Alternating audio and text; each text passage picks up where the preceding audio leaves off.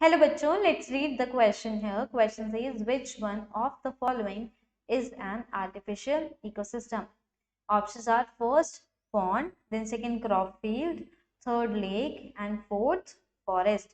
Question में हमसे पूछ रहे हैं कि इनमें से कौन सा एक आर्टिफिशियल इकोसिस्टम है. सो की कॉन्सेप्ट जो इस क्वेश्चन के अंदर यूज हो रहा है वो है इकोसिस्टम. नाउ इकोसिस्टम क्या होता है? It basically constitutes from the interaction between biotic and abiotic factors, comprises from biotic and abiotic components interactions.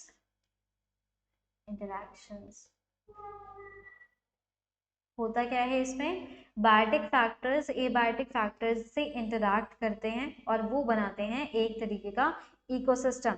Now ecosystem हमारे पास दो टाइप का होता है, टू टाइप्स ऑफ इकोसिस्टम. एक होता है मैन मेड और एक होता है natural. Here we will write natural ecosystem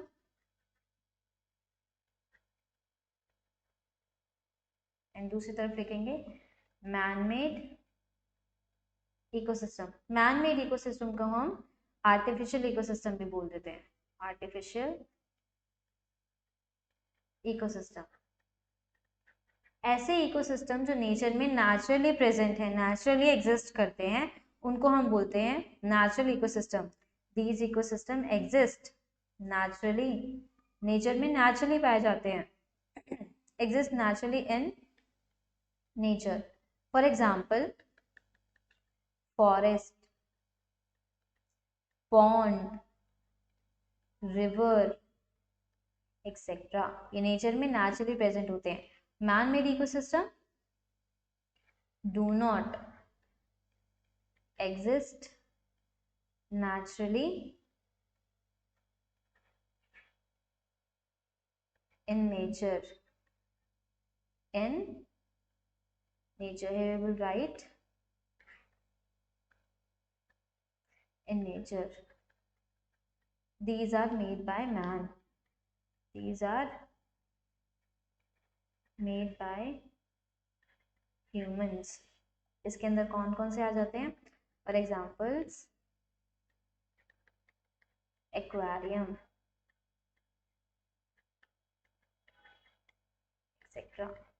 होता क्या है, हम नेचुरल या मैन मेड इकोसिस्टम को जब बना रहे होते हैं तो इन दोनों में ही एबायोटिक और बायोटिक फैक्टर्स का इंटरेक्शन होता है. नेचुरल इकोसिस्टम के अंदर देखने को मिलता है जो इंटरेक्शन है वो नेचुरली हो रहा है, मतलब कोई उसमें फोर्स नहीं है जो उससे करवा रहा हो, वो नेचर में नेचुरली एग्जिस्ट कर रहा है कि बायोटिक फैक्टर एबायोटिक फैक्टर से इंटरैक्ट कर रहा है. फॉरेस्ट है, फॉरेस्ट के अंदर ट्रीज हैं, बर्ड्स है, एनिमल्स हैं, सब आपस में इंटरैक्ट कर रहे हैं, वाटर के साथ, सॉइल के साथ, एयर के साथ, सब आपस में रह रहे हैं. लेकिन मैन मेड इकोसिस्टम में क्या करते हैं, जो एबायोटिक और बायोटिक फैक्टर्स होते हैं उनको अपनी जगह से उठा करके हम एक आर्टिफिशियली एक तरीके का इकोसिस्टम प्रोवाइड करते हैं. जैसे फॉर एग्जांपल एक्वेरियम बनाने के लिए हम फिशेस को उनके नेचुरल हैबिटेट से उठा के ले आते हैं और वाटर को अलग जगह से उठा करके हम ले आते हैं, दोनों को एक जगह इकट्ठा कर देते हैं. इसमें हम क्या करते हैं, बायोटिक और एबायोटिक फैक्टर्स को दोनों को मैनिपुलेट कर देते हैं. दोनों के मैनिपुलेशन से ही एक मैन मेड या फिर आर्टिफिशियल इकोसिस्टम मिलता है. नाउ क्वेश्चन के अंदर हमसे पूछ रहे हैं कि ऐसा इकोसिस्टम सेलेक्ट करियो जो आर्टिफिशियल इकोसिस्टम है. So first pond. पॉन्ड एक तरीके का नेचुरल इकोसिस्टम है, नेचर में नेचुरली एग्जिस्ट करता है. Second crop field. ये क्या होता है, ये एक तरीके का आर्टिफिशियल इकोसिस्टम होता है. कैसे?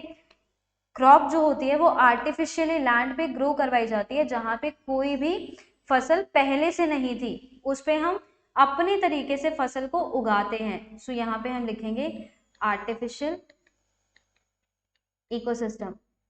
उसको हम आर्टिफिशियली वैसा एनवायरनमेंट देते हैं, आर्टिफिशियली उसकी सॉइल को फर्टाइल बनाते हैं, मैन्योर ऐड करते हैं, पानी डालते हैं इरिगेशन के लिए. नेचुरली ये सब नहीं होता लेकिन हम करवाते हैं. So this is a type of artificial ecosystem. Next lake. Lake एक तरीके का नेचुरल इकोसिस्टम है, नेचर में नेचुरली एग्जिस्ट करता है, नेचुरल इकोसिस्टम. फोर्थ, फॉरेस्ट, ये भी एक तरीके का नेचुरल इकोसिस्टम है, इसमें हम किसी भी फैक्टर को ऑल्टर नहीं करते या फिर कह सकते हैं मैनिपुलेट नहीं करते, छेड़छाड़ नहीं करते. So the final answer to the question should be B, crop field. I hope you got the answer very well. Thank you, best of luck.